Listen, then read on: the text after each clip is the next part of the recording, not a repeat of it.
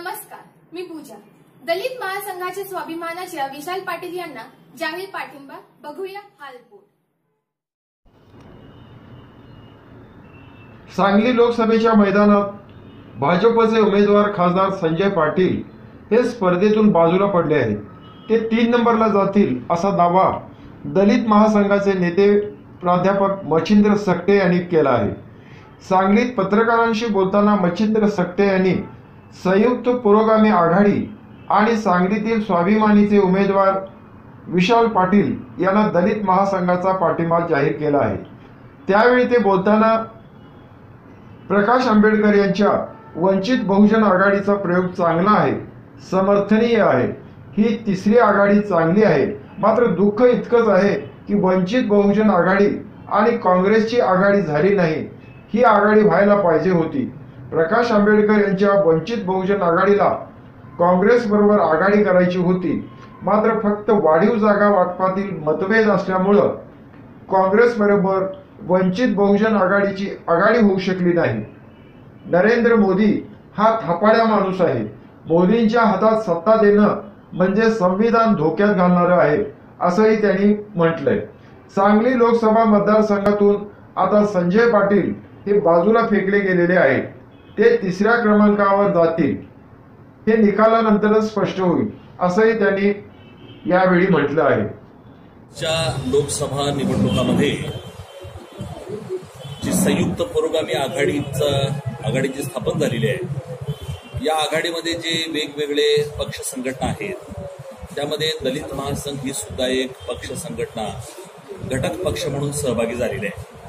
अर्थातच आम्ही या संयुक्त पुरोगामी आघाडीमध्ये असल्यामुळं सांगलीमध्ये स्वाभिमानी शेतकरी संघटनेचे आणि संयुक्त पुरोगामी आघाडीचे उमेदवार विशाल पाटील यांच्या विजयासाठी दलित महासंघाचे कार्यकर्ते सपोर्ट करतायत आणि त्यांच्या विजयामध्ये सहभागी होत आहेत, विजयी होण्यामध्ये। ही भूमिका दलित महासंघाने एवढ्यासाठी घेतली की गेल्या 5 वर्षामध्ये मोदींनी जो कारभार केलेला आहे, हा कारभार म्हणजे संपूर्ण देशाला अस्वस्थ करणारा कारभार आहे।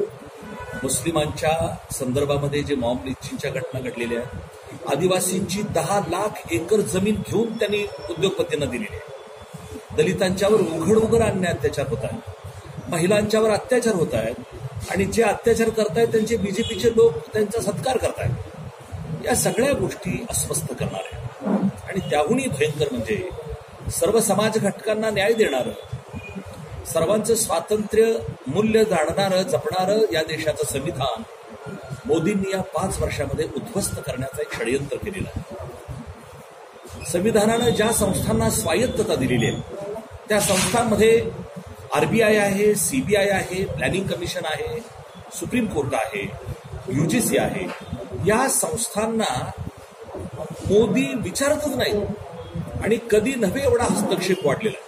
मोदी म्हणतात की 70 साल में जो नहीं हुआ है वो हमने करके दिखा है। हे सुप्रीम कोर्टाच्या जजनी जी प्रेस कॉन्फरन्स घेतली त्यावरून सिद्ध झालेलं आहे। अनेक गोष्टीमध्ये मध्यरात्री CBIच्या संचालकांना पदावरून दूर करणं वगैरे या सगळ्या गोष्टी संविधानाची मोडतोड करणाऱ्या आहेत आणि म्हणून दलित महासंघाच्या माध्यमातून संविधानाच्या रक्षणासाठी, लोकशाही मूल्याच्या जपणुकीसाठी संयुक्त पुरोगामी आघाडीसोबत जाण्याचा दलित महासंघाने निर्णय घेतलेला आहे। आणि मला खात्री आहे दलित महासंघाच्या सहभागामुळे गेल्या वेळेला जेवढ्या युतीच्या जागा होत्या, ज्या 48 पैकी निम्म्यापेक्षा जास्त जागा संयुक्त पुरोगामी आघाडीला मिळतील असा मला विश्वास वाटतो। थोडीशी चाचपणी केलेली आहे कार्यकर्त्यांच्या कडून जो मला फीडबॅक मिळाला आहे, त्यावरून मी स्पष्ट सांगतो की बीजेपीचा उमेदवार सांगलीमध्ये 3 नंबरला फेकला गेलेला आहे। त्यामुळे आता जी लढत आहे ती लढत निश्चितच संयुक्त पुरोगामी आघाडी आणि दुसरे जे उमेदवार आहेत बहुजन वंचित आघाडी यांच्यामध्ये होईल।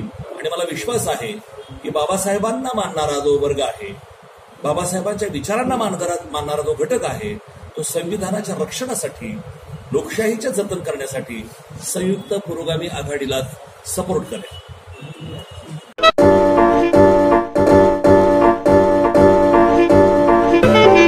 संत ज्ञानेश्वर, तुकाराम, निवृत्तीनाथ गाडगे महाराज, तुकडोजी महाराज अशी कितीतरी नावं